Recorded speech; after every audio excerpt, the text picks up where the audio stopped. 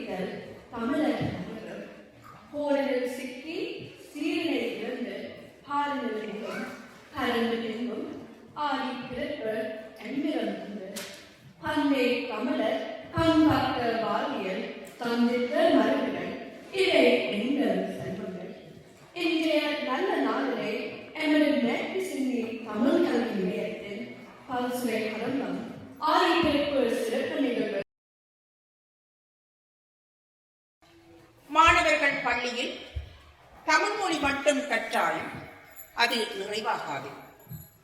எங்கள் விழாக்கள், பண்பாடுகள், கலைகள் என்பவற்றையும் கற்றுக்கொள்ள வேண்டும்.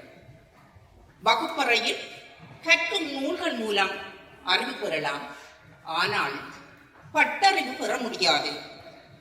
மாணவ பருவத்தில் பெற்றுக்கொள்ளும் அறிவு பட்டறிவுமே நினைவுகளாக படிக்கும். நிரந்தரமாக அவர்கள் உள்ளத்தில் இருக்கும். தொடர்ந்து அவர்களால் பின்பற்றவும் முடியும். எமது மாணவர்கள் தமிழ் மொழிக்கும் தமிழ் பண்பாடுகளுக்கும் புதியவர்கள். காரணம், அவர்கள் தமிழர் சூழலில் வாழவில்லை. பல்கலாசாரங்கள் உள்ள பல்கலாசார நாட்டில் வாழுகின்றார்கள். எனவே நாம் தெளிவாக பயிற்றுவித்தால் மட்டுமே அவர்களும் எங்கள் மொழி, பண்பாடு என்பவற்றை தெளிவாக அறிவர். அதற்கு ஆண்டு 5, 6 மாணவர்கள் சேர்ந்து வழங்கும் ஆடிப்பிறப்புக்கு நாடை விடுதலை தங்க தாத்தா சோமசுந்தர புலவர் பாடல்.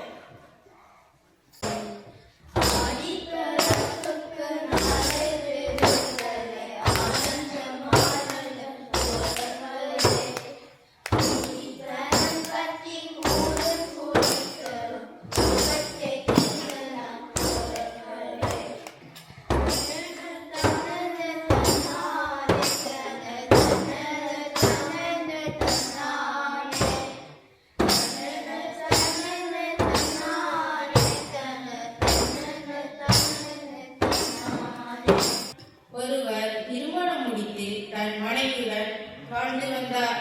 அவரின் பெயர் பொன்னன். ஒரு நாள் காலை எழுந்தவுடன் வேலைக்கு சென்றார். ஆனால் அன்று வேலை நடக்கவில்லை. ஏனென்றால் அன்று ஆடிப்பிறப்பு. பொன்னன் வீட்டை திருப்பி போனார். வீட்டை போக்குல மனைவிக்கு சொன்னார், நான் இன்றைக்கு உன் அம்மா வீட்டை போறேன். மனைவி சொன்னா, கவனமா போட்டு வா. பொன்னன் சென்றார். அவர் நடந்து போய் மாமியார் வீட்டை வந்துட்டார். அவருக்கு எதுவுமே தெரியவில்லை. அதனால் அந்த மாணவர்கள் அந்த புதிய ஆசிரியருக்கு சொன்னார்கள், நாம் ஒவ்வொரு நாளும் ஒரு பூனையை கட்டி வைத்தான் பாடம் தொடங்குவோம். ஆனால் அந்த மாணவர்களுக்கு அந்த ஆசிரியருக்கு எதுவுமே புரியவில்லை. அதனால் ஏன் என்று கேட்டார். அந்த மாணவர்கள் சொன்னார்கள், நமது பழைய ஆசிரியர் ஒரு பூனையை கட்டி வைத்துத்தான் பாடம் தொடங்குவார். அதனால் அந்த ஆசிரியர் ஏன் என்று தெரியாமல் ஒரு பூனையை துரத்தி குடித்து கட்டி வைத்துத்தான் பாடம் தொடங்குவார். இதுதான் கதை. ஏன் என்று தெரியாமல் என்னமோ செய்து விட்டார். அனைவருக்கும் வணக்கம். இன்றைய நல்ல நாள் நான் உங்களுக்கு ஒரு கதை சொல்ல போறேன். ஆனா படித்த உடையார் என்ற கதை. ஒரு ஊருல ஒரு ஆள் இருந்தார். அவருடைய பெயர் ஆனா படித்த உடையார். அவர் கொஞ்சம் படித்தார். அதனால் எல்லாருமே அவரை ஆனா படித்த உடையார் என்று கூப்பிடுகிறார்.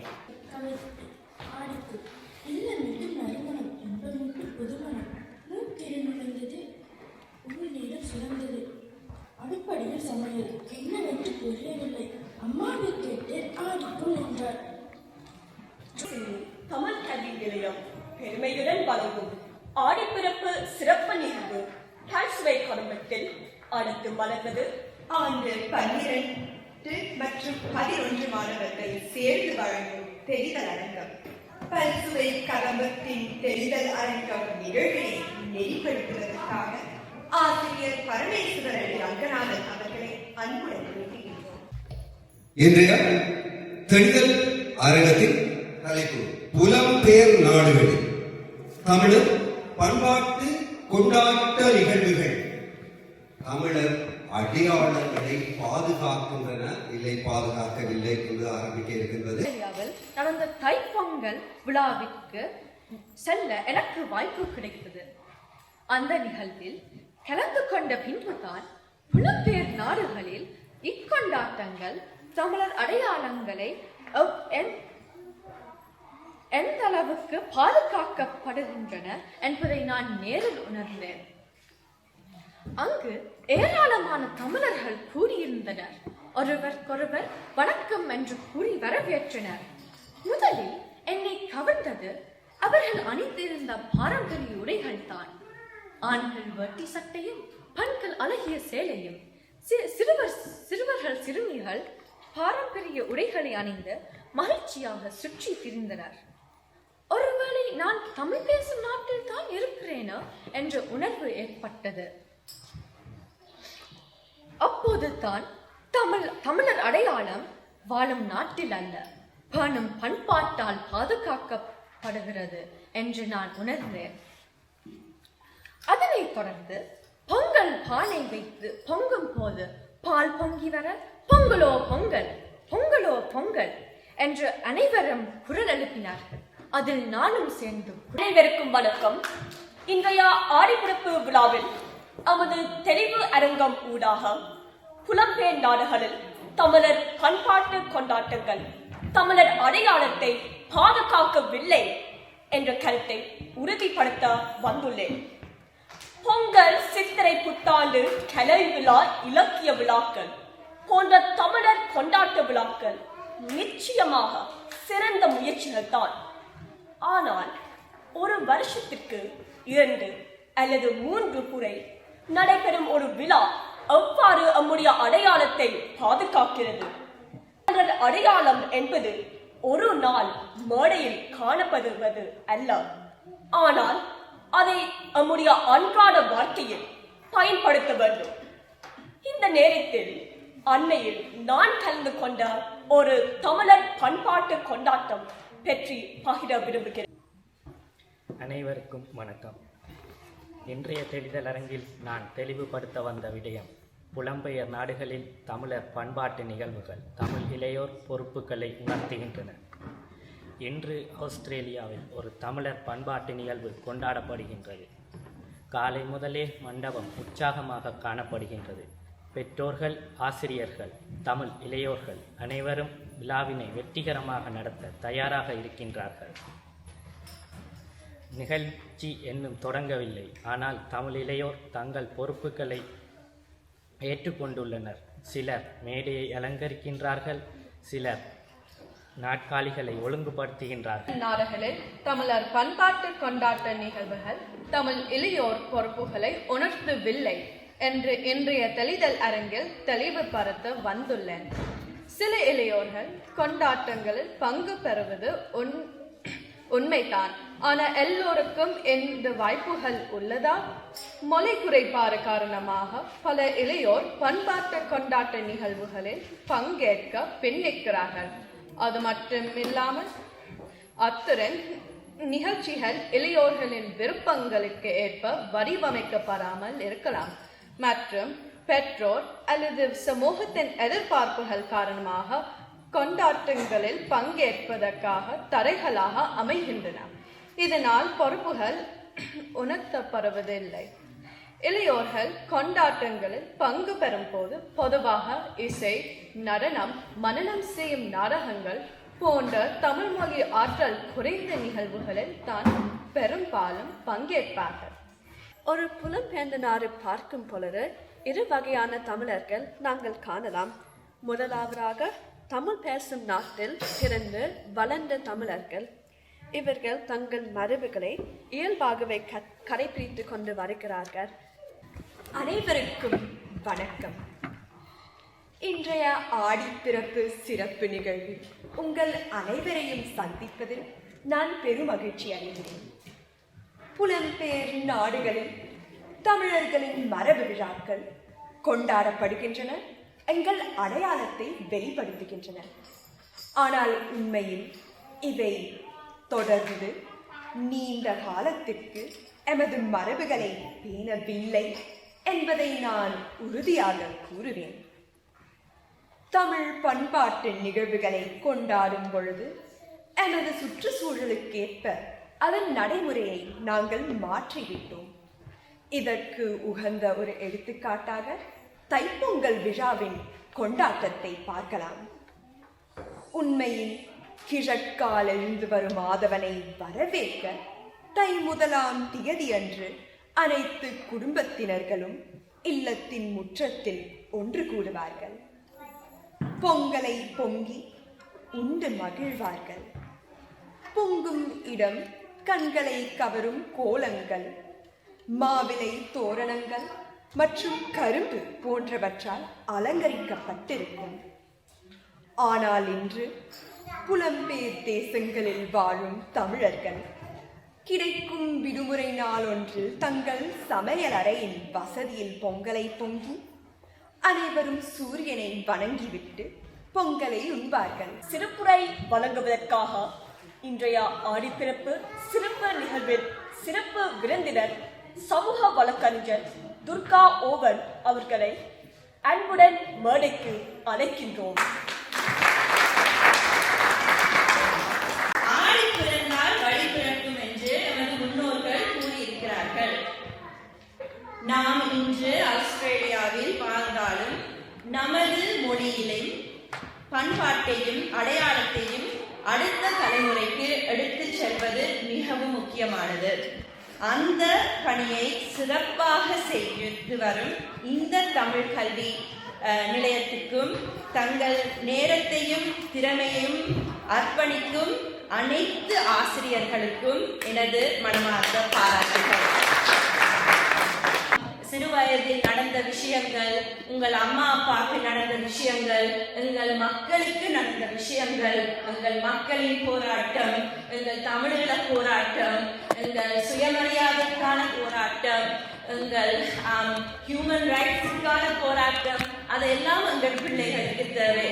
தமிழ் மட்டும் இல்லை, அந்த அடையாளத்துக்கு அது அந்த கதைகளும் அந்த விடயங்களும் முக்கியம்.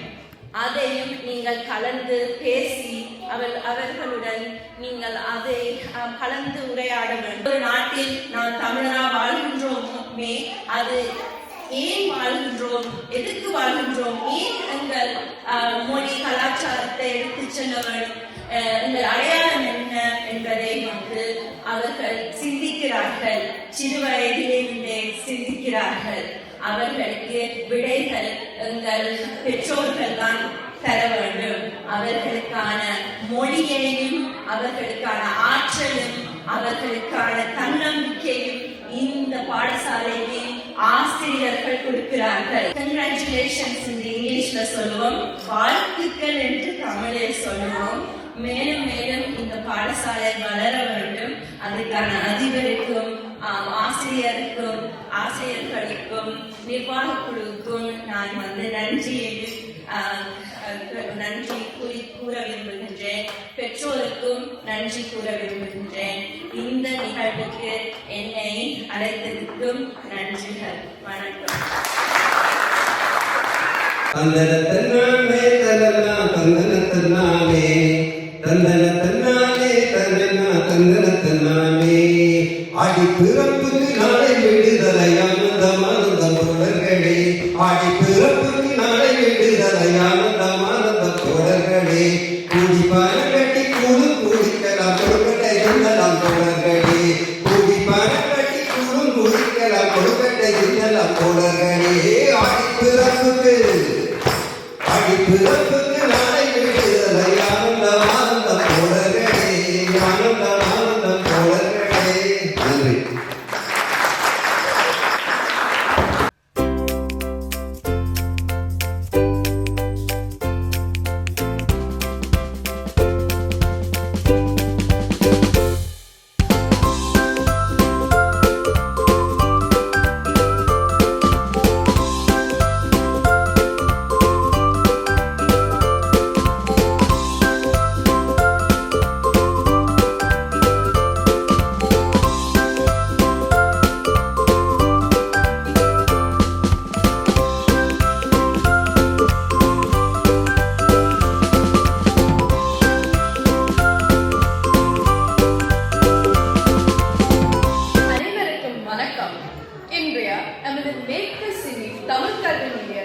பல்சுவை கதம்பம் ஆடிப்பிறப்பு சிறப்பு நிகழ்வில் கலந்து சிறப்பித்திருக்கும் உங்கள் அனைவரும் அன்பான வணக்கம். எமது அழைப்பினை ஏற்று எங்கள் நிகழ்வில் கலந்து கொண்டு மங்கள விளக்கேற்றி நிகழ்வினை தொடங்கி வைத்த சுதாகரன் குமுதா தம்பதியினருக்கும் நிகழ்வில் கலந்து சிறப்பித்து கருத்துரையும் வழங்கிய சுமூக வழங்கறிஞர் திருமதி துர்கா ஓவன் அவர்களுக்கும் முதல்வர் உரை வழங்கிய பள்ளி முதல்வர் செல்வராஜி ரங்கநாதன் அவர்களுக்கும் பெற்றோர்கள் சார்பாக உரை வழங்கிய செயலாளர் தங்கராசு பெருமாள் அவர்களுக்கும் பல்சுவை கதம்பத்தில் அறிந்த நிகழ்வுகள் வழங்கி மகிழ்வித்த மாணவர்களுக்கு நிகழ்வுகளை பயிற்றுவித்த பல்சுவை கதம்ப அரங்கில் ஆற்றுகை செய்ய ஊக்குவித்த ஆசிரியர்களுக்கும் எமது ஆடிப்பிறப்பு சிறப்பு நிகழ்வு பல்சுவை கதம்பம் நிகழ்வுகளை நிகழ்த்தக்கூடிய வகையில் அறிந்த ஒழுங்கமைப்பு ஒலியமைப்பு செய்து தந்த செயலாண்மை குழு உறுப்பினர்களுக்கும் காணொலி படம் பிரித்து கொண்டிருக்கும் சிவரத்தினம் சுதாகரன் அவர்களுக்கும் எமது நிகழ்விற்காக சிற்றுண்டிகளுடன் வந்திருக்கும் பெற்றோர்களுக்கும் நிகழ்வில் கலந்து சிறப்பித்த பள்ளி முதல்வர், ஆசிரியர்கள், மாணவர்கள், பெற்றோர்கள், நலன் விரும்பிகள், செயலாண்மை குழு உறுப்பினர்கள் அனைவருக்கும் ஆடிப்பிறப்பு சிறப்பு நிகழ்வு விழாக்குழு சார்பாக நன்றியை தெரிவித்துக் கொள்கின்றோம். நன்றி, வணக்கம்.